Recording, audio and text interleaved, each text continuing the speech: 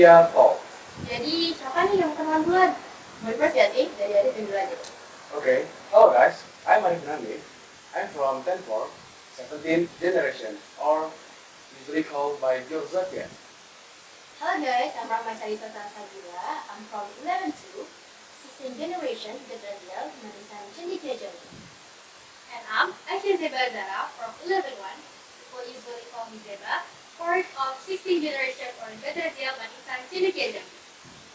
Jadi hari ini kita mau bahas tentang apa nih? Nah, gimana kalau kita bahas tentang akademik dan organisasi? Seru nih, boleh. Oke, jadi gini nih, aku pernah punya pertanyaan untuk kakak. Yang pertama tuh, bagaimana cara kakak membagi waktu antara belajar dan organisasi? Ya, apa deh, boleh sih. Jadi kalau aku pribadi, untuk bagi waktu antara akademik sama organisasi itu harus benar-benar diimbangi dulu, karena akademik sama organisasi itu sama-sama penting, apalagi di tengah kesibukan kita di siang hari banget. Jadi kita harus benar-benar menyusun sesuai skala prioritas kita. Jadi kayak kalau misalkan memang lagi ada urusan bisa di organisasi, berarti kita benar-benar fokus di organisasi. Nah, kalau mau lain akademik, nah jika ada lagi organisasi akademik, kita juga harus fokus di akademik untuk nanti beberapa hal yang juga pastinya berguna dong ke masa depan kita. Jadi kita benar-benar harus fokus skala prioritas, terus juga buat struktur di bimbingan planning ke depannya mau gimana supaya lebih struktur gitu. Kalau sendiri setuju banget sih sama memang bekerja itu seperti itu kita bisa skala prioritas, karena emang dari awal sampai saat hari full itu kita dipadati dengan jam-jam KBM yang full, jam 4, ada lagi malam juga ada habis. Nah, jadi kalau aku sendiri biasanya aku buat planner. Plannernya itu bisa berisi tujuan aku ataupun jadwal dan juga urutan apa yang harus terjadi. Misalnya di organisasi ada tugas nih mendadak atau event yang mungkin bakal datang. Nah, aku bakal prioritasnya itu dulu.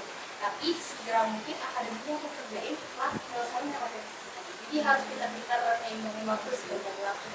Kalau aku sendiri gimana? Nah, kalau saya sendiri kak, kembali lagi ke waktu dan skala prioritas juga. Soalnya bagaimana cerdasnya kita atau pintarnya kita dalam membagi waktu dan menyusun skala prioritas. Mana yang lebih penting ataupun yang mendesak, itu yang harus kita utamakan terlebih dahulu dan sebaliknya. Jadi seperti itu ya, skala prioritas. Nah, dengan keterkaitan di sini kita bagi waktu. Nah, kalian punya tips nggak? Gimana sih cara bagi waktu yang baik? Jadi keterkaitan kita antara organisasi sama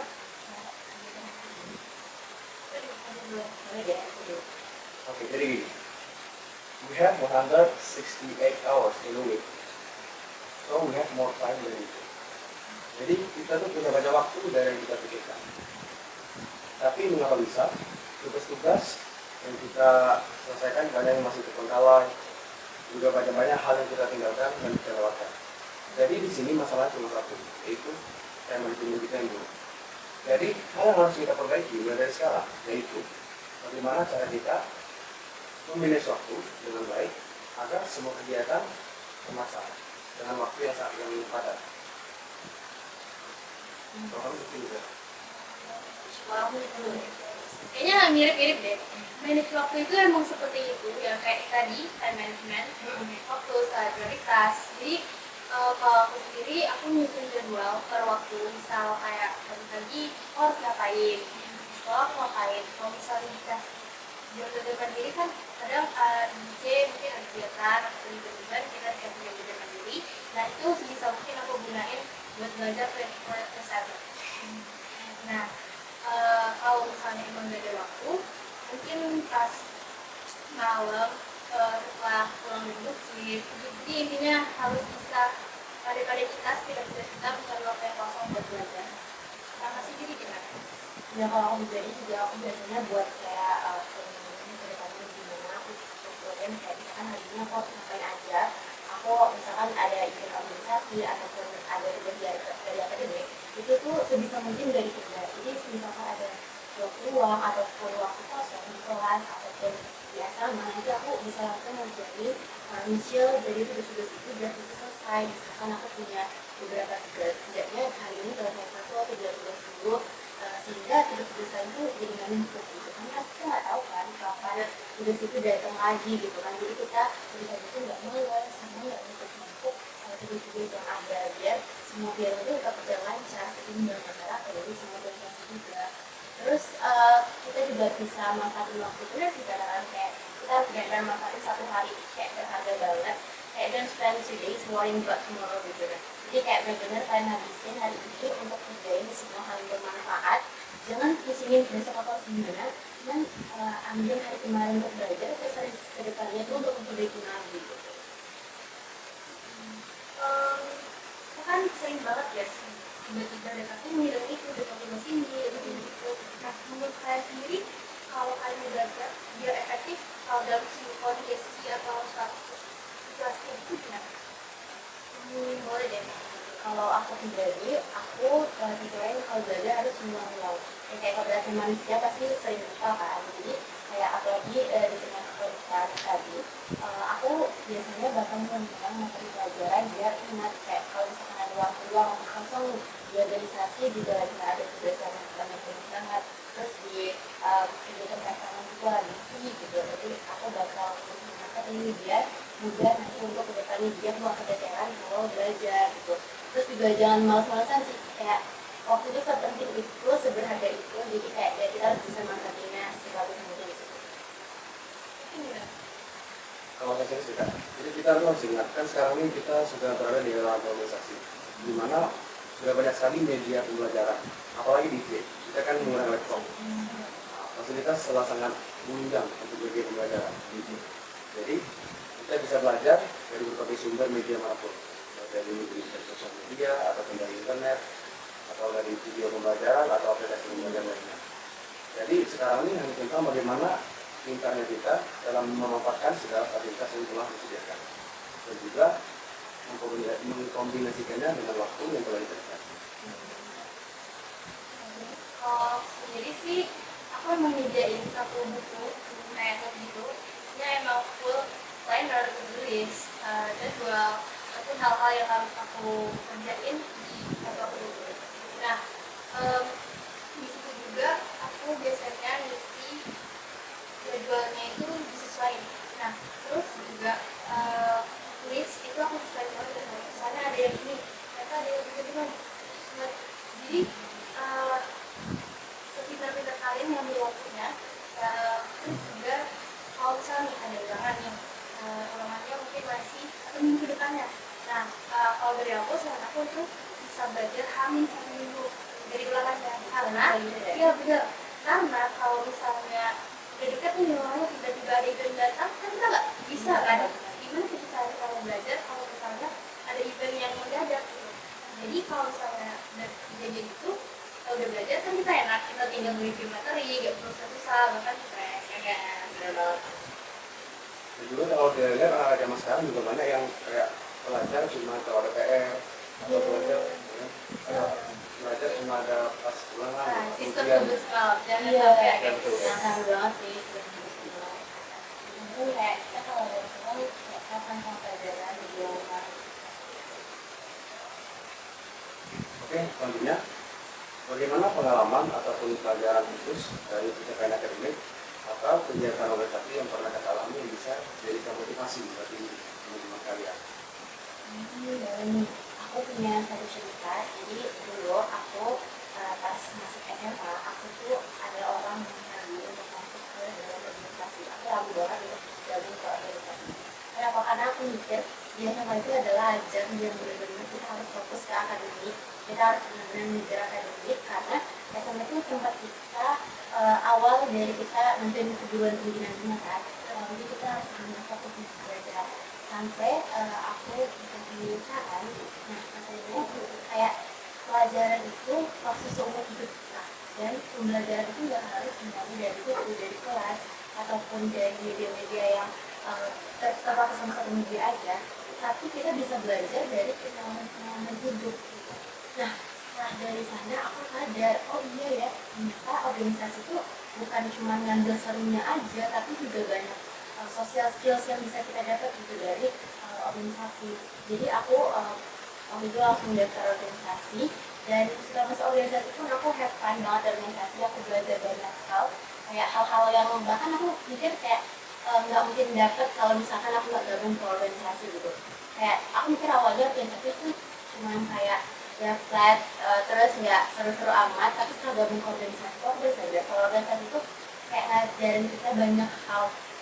Nah, dulu aku bahkan nggak bisa print amplop, nge-print surat, untuk tata bahasa juga aku masih kacau banget. Cuman aku belajar hal-hal kecil itu dari organisasi gitu. Jadi kayak organisasi itu tempatnya seru banget, kita punya banyak event kita seru-seru, dan juga itu bukan cuma nambah pengalaman kita, juga nambah pengetahuan kita, ilmu baru kita. Jadi gimana nih? Jadi punya dua sisi, dari sisi akademik aku juga punya cerita, dari sisi organisasi kita. Nah, kalau dari akademik itu dulu sebelum masuk aku sering makan ini. Jadi di situ kayak ada postingan yang dia kakaknya yang berprestasi, yang berumur, pokoknya lomba-lomba lah. Nah, dari situ aku udah mikir kan, aku udah berpikir, aku juga pengen gitu. Kayak aku termotivasi dari itu. Siapa kan yang gak bangga di ada fotonya gitu, ada prestasinya, benar kan? Nah, dari situ aku mulai, aku harus bisa gitu. Jadi kalau misalnya aku capek, aku lelah, belajar itu, aku ingat, dulu gini loh, aku pengen gini. Nah, biasanya langsung semangat lagi. Itu kalau dari sisi aku. Kalau dari organisasi, itu aku dulu aku bukan orang yang mau organisasi. Bahkan di SMP aku nggak mau ikut organisasi karena pengen ikut itu sama akademik. Nah, jadi bahkan pas SMA ini, pas mau join organisasi, aku harus nanya dulu ke orang tua aku. Jadi kayak, boleh gak ikut ini. Nah, kalau orang tua aku yang kayak, ya udah terserah ikut aja gitu. Tapi aku nya nggak bisa nentuin. Jadi tapi aku nanya juga kan sama teman-teman, karena enaknya dia sama. Jadi kita bisa nanya-nanya juga kan sama teman-teman kita. Tanya, kita aja lah ini. Ini aku ikut, dan sampai sekarang aku banyak banget dapat ilmu baru, dari bahasa, surat, soft skill, atau komunikasi. Mungkin juga. Sama saya juga, pengalaman saya itu pada saat saya menginjak di kelas di sini. Kan itu ada, pada saat itu masa peralihan era digital lah istilahnya. Karena terjadinya pandemi COVID-19. Nah, jadi pada saat itu prestasi belajar saya itu sangat menurun. Karena rasa malas saya sangat tinggi. Dan juga saya sangat bodoh dalam memanfaatkan segala fasilitas berupa digital. Dan juga pada saat itu adalah titik pencapaian peringkat kelas terendah saya. Pada saat itu saya mendapat peringkat 17 dari 34 siswa. Itu terjadi pure karena kesalahan saya diri saya sendiri. Oleh karena itu guys, kalian jangan pernah memiliki rasa malas. Kalau kalian punya, tinggalkanlah dari sekarang. Karena Albert Einstein pernah berkata, rasa malas dan tidak melakukan apa-apa adalah cara termudah untuk menjadi orang gila. Dari kelas ini kita bisa tahu kayak serem banget ya sih kalau jadi orang yang malas. Malas itu serem banget. Jadi memang kita harus mengejar rasa malas itu Ya, sebisa mungkin ya. Kalau bisa satu hari itu kita harus produktif banget, nggak ada yang namanya rasa malas. Nah, kan kita udah ini organisasi juga, ada juga. Nah, kalau kalian gimana? Kalian lebih organisasi atau akademik? Berat ya. Berat sih sebenarnya pertanyaannya nih. Oke. Kalau aku jujur ini berat banget, apalagi untuk di IC. Jadi maksudnya tuh kayak beda antara sekolah asrama itu biasanya kalau kita ada organisasi itu lain gitu warannya. Maksudnya tuh kayak dari organisasi kita bisa dapat ilmu baru yang mungkin kita nggak dapat kan. Nah, jadi kalau dari aku sendiri aku 50%. Kenapa? Karena akademik itu penting buat masa depan kita. Tapi kan akademik itu mengarah ke pembelajaran yang lebih ke internal. Kalau organisasi itu lebih mengarah ke sosial atau eksternal ke orang lain. Jadi kalau aku pengen bisa kedua-duanya.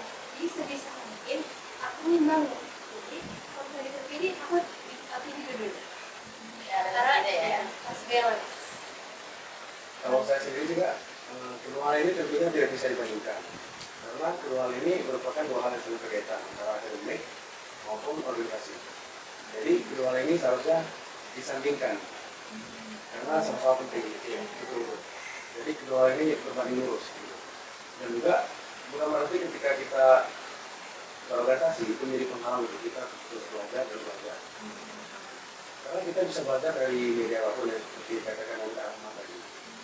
Nah, dan juga semua hal itu mempunyai waktu masing-masing. Ada kalanya kita harus fokus pada kegiatan organisasi.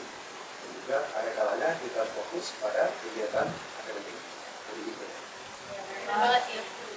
Ya menurut aku juga sama kayak kalian berdua, kayak organisasi sama akademik itu benar-benar harus jalan yang ya balance banget, harus jalan berbanding lurus gitu. Kita harus sama-sama kayak 50-50 untuk akademik sama organisasi juga. Karena kalau dari akademik itu kita bisa dapat pengetahuan yang luas banget, dari organisasi juga kita punya sektor yang interaksi ke orang-orang banyak itu kita nggak dapat dari akademik aja, tapi kita juga dapat dari organisasi. Lalu itu juga organisasi bikin kita punya banyak temen, jadi kayak kita bisa kenal orang-orang baru ya kan, jadi kayak jaringan sosial. relasi kita juga jadi lebih luas gitu gara-gara organisasi. Jadi memang harus balance antara organisasi sama akademik. Nih, apa sih? Kalian pasti pernah merasa capek setelah DJ pasti semua orang pasti merasa. Nah, ada nggak sih quotes atau motivasi dari diri kalian sendiri yang bisa buat kalian tetap semangat menjalani kalian? Boleh dari itu. Ya, karena saya suka matematika, jadi pos ini berhubungan dengan matematika. Oke. Jadi ini bahasa Inggris ya. Boleh. Jadi life like a math equation. Jadi to get the gain most, you have to convert the negative into the positive. Jadi kehidupan itu seperti persamaan matematika. Untuk mendapatkan hasil yang maksimal, kita perlu mengubah hal negatif menjadi hal yang positif. Jadi kesimpulannya, sebarkanlah hal positif di mana-mana agar kita mendapatkan pikiran yang positif. Nah kalau jadi akan lebih baik kalian gagal waktu mencoba jadi bisa nggak gagal sama sekali. Jadi aku punya pengalaman dulu aku waktu SD aku pernah ngikutin satu lomba dan aku udah belajar matematika sama pengertian di sana. Tapi setelah itu hasil yang aku dapat itu nggak maksimal. Di sana tuh aku udah banget kayak aku jadi kayak obses nggak punya harapan lagi, jadi takut untuk ikut event lomba selanjutnya gitu. Tapi aku disemangatin, makanya nggak apa-apa, kita namanya juga lomba pasti ada dengan kelompok. Jadi aku ya aku disemangatin sama aku bilang kayak gini, kalau kamu udah satu langkah, nanti kita maju sambil aku gitu. Nah terus aku mulai coba buka diri untuk beberapa lomba lagi, walaupun kadang hasilnya nggak sesuai dengan aku, cuman aku berusaha untuk bersyukur tentang semua hasilnya gitu. Nah sampai ketika waktu aku masuk usia di sana, aku sebenarnya ragu karena tes itu banyak banget gak sih saingannya. Itu adalah sekolah favorit yang banyak banget orang yang pengen masuk, dan aku adalah salah satu orang yang mencoba masuk di antara ribuan orang itu. Jadi aku sebenarnya sempat ragu karena aku bingung kayak bisa nggak ya. Terus yang lagi aku ngeliat titik awal kalau lebih baik gagal tapi udah nyoba dibanding misal karena menunda sekali. Jadi aku berusaha keras untuk masuk ke C dan alhamdulillah aku bisa dapat dari sekolah favorit nih. Keren banget. Kamu gimana deh? Nih, tadi kan ada kita matematika itu sama hidup. Nah, kalau aku terinspirasi dari kartun. Nah, jadi aku ketemu quote ini sebenarnya udah lama sih dari SD sama juga. Nah, aku itu ada quote dari Walt Disney. Dia bilang if you can do it, you can do it.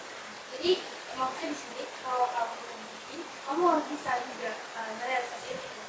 Jadi apa salahnya kan kita bermimpi, tapi jangan lupa usahanya juga ya. Kita bermimpi, terus kita harus berusaha sampai kita bisa mencapai itu. Nah, mungkin kadang kita nggak pede mau memimpi ini, ya kita bisa, ya kita harus coba dulu kan ya. Kayak kalau misalnya kita nggak coba, cuma pede ya sama aja, nggak bisa. Jadi intinya kita harus percaya dengan diri kita sendiri.